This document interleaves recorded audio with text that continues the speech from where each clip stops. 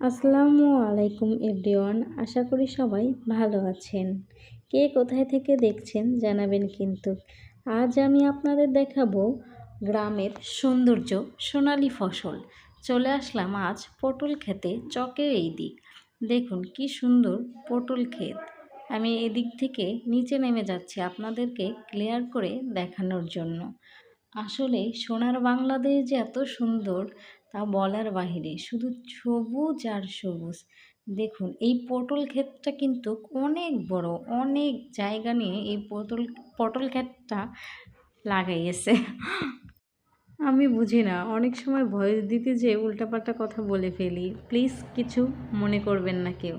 দেখুন কি সুন্দর ফলন এসেছে, আর অনেক ফলন হয়েছে। এটা নতুন গাছ, বুঝছেন, কৃষকেরা লাগিয়েছে, তাই আমি দেখতেছি কি সুন্দর। এটা কিন্তু অনেক বড় একটা পটল, জানি না ক্যামেরায় কীরকম দেখাচ্ছে। আমি আপনাদের দেখাতে এসেছি পটল ক্ষেত, ধুন্দুল আর ধান ক্ষেত। দেখুন মানে দেখলেই চোখটা জুড়িয়ে যায়, মনটা মুগ্ধ হয়ে যায়। সোনালি ক্ষেত, সোনালি ফসল। দেখুন চারদিকের একটা ভিউ, দেখুন ভিউ দেখলেই তো মনটা শান্তি হয়ে যায়। দেখুন আমার ভাগ্নি ছিঁড়ে ফেলতেছে, আমি ওরে মানা করতেছি যে ছিঁড়ো না, অন্যের জিনিস। দেখছেন আমি ওরে মার দিছি, কিন্তু ক্যামেরায় দেখা গেল। ক্ষেতটা আমি ঘুরে ঘুরে আপনাদের দেখাবো, যেন আপনারা ভালো করে বুঝতে পারেন ও দেখতে পারেন যে এই ক্ষেতটা আসলে কত বড়।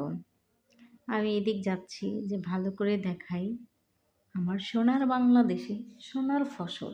আসলে এখন কিন্তু পটলের অনেক দাম বাংলাদেশে, ভালোই। যিনি লাগিয়েছেন পটল ক্ষেত তিনি কিন্তু ভালো লাভবান হচ্ছে। আমরা কৃষকেরা কিন্তু এভাবেই আমরা বেঁচে যাই। আমাদের মতো যারা কৃষক আছে আমরা কিন্তু ধান, গম, ভুট্টা, সবজি সব কিছু চাষ করে আমাদের সংসার চালাই। দেখুন আপনারা একটু ভালো করে লক্ষ্য করে দেখুন যে পটল ক্ষেতটা আসলে কত বড় আর কত সুন্দর। চারদিকে শুধু পটল আর পটল। দেখুন অনেক কিন্তু ধরেছে, আর পটলের সাইজগুলোও খুব সুন্দর, একেবারেও ছোট না, একেবারেও অতিরিক্ত বড় না। আমি আপনাদেরকে ভালো করে দেখাচ্ছি। এই দেখেন এই পাশ দিয়েও খালি জায়গায় কিন্তু রাখে নাই, ধুনচে লাগিয়ে দিয়েছে। দেখুন ওই পাশে আবার পেঁপেরও বাগান আছে। দেখুন এই পাশ দিয়ে কিন্তু অনেক সুন্দর সবুজ শ্যামল। দেখছেন, দেখলেই মনটা ভরে যায়। আহা, এগুলা ধানের চারা লাগিয়েছে। দেখুন কি সুন্দর পরিবেশটা। এইদিকে ফাঁকা জায়গাগুলো ঘরবাড়ি আছে, দেখুন অনেক দূরে।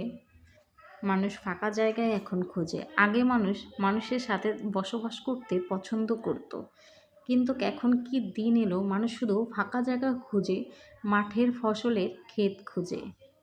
আগে যখন আমরা বড় হয়েছি তখন শুনতাম যে মানুষের কাছাকাছি থাকতে হয়, আর এখন আমার বাবা মাই বলে যে ফাঁকা জায়গা দেখে ঘর করব, বা ফাঁকা জায়গায় দেখে জায়গা কিনো, মানুষকে পরামর্শ দেয়। দেখুন আমার ভাগ্নে হেঁটে যাচ্ছে ধানের মাঝখান দিয়ে, একটা সরু চিকন একটা ড্রেনের মতো একটা লাইন দিয়ে দিয়েছে, এটার বলে আইল। দেখছেন কিভাবে হেঁটে যাচ্ছে, ওরে কিন্তু দেখতে ভালোই লাগছে। এখানে কিন্তু আবার পানিও দেয়া হয়, 2-3 বেলা পানি দেয় কৃষকরা। তো যখন এটার ফলন হবে, ধান হবে, তখন আপনাদের আবারও ভিডিও করে দেখাবো। দেখুন ধানের পাশ দিয়ে আবার কচু হয়ে গেছে, এগুলা কিন্তু মানুষ লাগায়নি, একা একাই হয়, এখান থেকে আমরা খেয়ে। এই দেখুন তারপরে ভাবলাম একটু ধুন্দুলের ভিডিও করে নিয়ে যাই। দেখুন তো ধুন্দুলের কী অবস্থা। ভালোই লাগে আসলে, আপনাদের ভিডিও করে দেখাতেও ভালো লাগে। যারা যারা আমার ভয়েসটা ভালোবাসেন, যারা আমার ভিডিওগুলো ভালোবাসেন, অবশ্যই চ্যানেলটা সাবস্ক্রাইব করে দিতে ভুলবেন না কিন্তু বন্ধুরা।